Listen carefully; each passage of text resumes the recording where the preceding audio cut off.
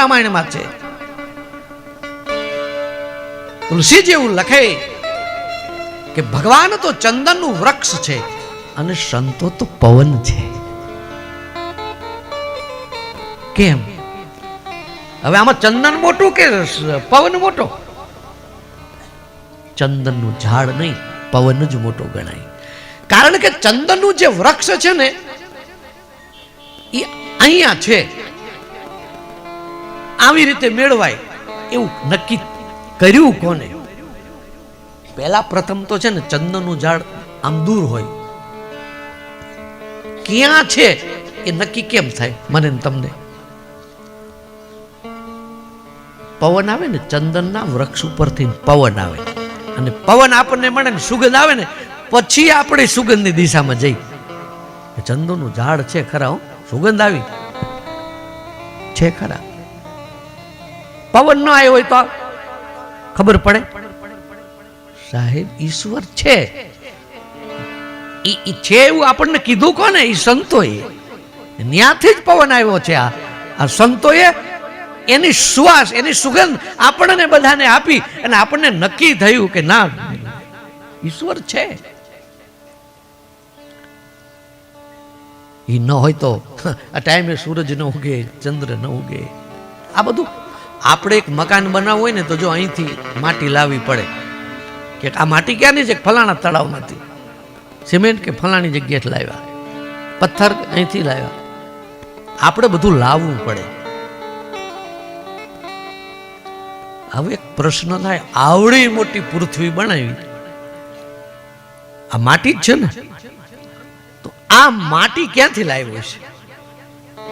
આ પેલા ક્યાં છે?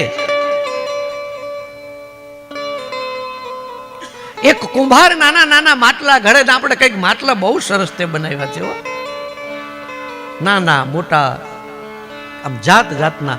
આ માટી ક્યાંથી લાવ્યા?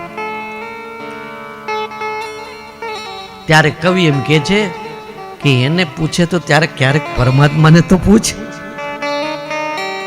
આ કેટલા બધા મટકા બનાવ્યા અને પાછા બધાના ચહેરા જુદા જુદા. તમે કલ્પના કરો એક ડાઈ હોય ને તો એમાંથી તો બધા એક હરખા જ આવે, પણ આ તો તમે જુઓ ને બધાના ચહેરા કે ભગવાન હવે થાકી ગયા એવું છે ને. જેટલા પુરુષો છે ચહેરા જુદા, બેનો ચહેરા જુદા, રૂપ, અવાજ બધાનો જુદો. તમે માટલા લેવા જાઓ ને, એક માટલું લઈને આમ મૂકો ને તો એમાં તો પેલું ગબર ગોટોય થઈ જાય. બીજા બેન માટલું લઈ લીધું, ઓનું ઓનું લઈ લે તો એ ખરખા હોય ને. કારીગરી છે પણ એમાં માટલું બદલી જાય. સારું કર્યું ભગવાને આ માટલા એ ખરખા ન બનાવ્યો, નહીતર દૈસા શું થાત? બોલો કે આ મારો છોકરો છે, આ મારો બાપો છે. હે તમે ચહેરા જુદા, અરે આમ અવાજ ઉપરથી કહી દો કે ફલાણા ભાઈ બોલે છો. સાહેબ ગમે એવું કિંમતી કપડું લાવે ને એને તમે રોજ હાબુથી ધોવો, રોજ હાબુથી ધોવો ને તો 12 મહિને સાહેબ જાડું કપડું હોય તો ઘસાઈ જાય. આ ચામડી 60-70 વર્ષ સુધી હાબુ ઠીકરા ગઈ તોય ઘસાતી નથી. કલ્પના તો કરો. અને કેવી આમ એની આમ આમ કાયા કેવી બનાવી, આમ એને એને આમ આમ પદ્ધતિસર સાહેબ. આમ ચાલે તો વારા ફરતી આમ પગ મૂકવાના, હારે હારે આમ 2 પગ મૂકીને ચલાય નહીં. આંખું બનાવી તો આમ કેવી બાજુ બાજુમાં જ, નહીતર એક અહીંયા ને એક અહીંયા રાખ્યું હોત તો એને તો આવડતું જ તું. એક આગળ ને એક પાછળ બનાવી હોત તો. મોઢું અહીંયા, નાક અહીંયા, બધું વ્યવસ્થિત આમ ગોઠવાઈ દીધું. આમ જમવા બેસે ને તો એને શું કામ આ ભગવાનને બાજુ બાજુ શું કામ મૂક્યું ખબર? તમે એમ થાળીમાં રસોઈ આવીને પીરસ જમવા બેસો ને એટલે પેલી આંખ નજર કરે, એટલે આંખ તરત કહી દે કે આમાં કઈ કાંકરી માકરી છે નહીં તું તારે. પછી આ રસોઈ તાજી આવી છે, કાલની ઠપકારી છે, એ નાક કહે છે કે ના ના તું તારે હમણાં જ છે. આ તાત્કાલિક નિર્ણય થાય. ભગવાનની દયા તો જુઓ. અને પછી પાછું જો અહીંયા નાક હોત તો પાછું અહીંથી કોળિયું લે છે હું ઘડવા જવું પડે. અને પાછું મોઢું અહીંયા હોત તો પાછું અહીંયા ખવડાવ જવું પડે. આ બધું લાઈનમાં ઝડપીથી આંખ નક્કી કરે, ઝડપી નાક નક્કી કરી દે, મોઢું ઝડપી ઉપાડવા જ માંડી કે. આમ આમ તમે ક્યારેક તો નિરીક્ષણ કરો ને સાહેબ, નાસ્તિક આસ્તિક થઈ જાય હો.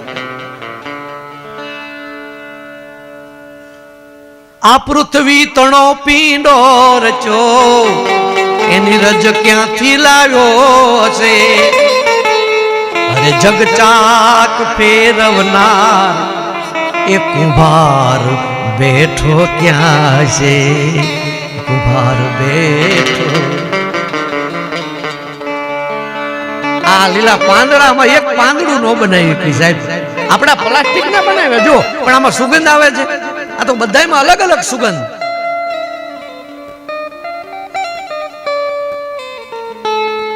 એવા પરમાત્મા પણ છે એ નક્કી કોને કર્યું? કારણ કે આંખને ન દેખાય. આંખને દેખાય ને તો આંખ મોટી કહેવાય, પરમાત્મા નાના થઈ ગયા કહેવાય. અને મનને બુદ્ધિ જો ત્યાં પહોંચી શકતી હોય ને તો સાહેબ મને મોટું કહેવાય, બુદ્ધિ એ મોટી કહેવાય, પરમાત્માની કઈ ક્રેડિટ જ ન કહેવાય. તો કે એકેયનું કામ નથી. એ બધા પાછળ રહી જાય. મને નો જાય તો પાછું વળી જાય સાહેબ. એનું ગજું શું? મન બુદ્ધિને તો આત્માનો પ્રકાશ પડે છે એટલે એ હગડ ડગડ કરે. બાકી મનની શું શક્તિ છે? મન અને બુદ્ધિથી તો પર છે. અને કેવો હશે? પણ આંખને દેખાય નહીં, નાકને સુગંધ આવે નહીં, હાથથી સ્પર્શ થાય નહીં, કાનથી અવાજ સંભળાય નહીં, તોય પાછો છે એ તો પાકું જ.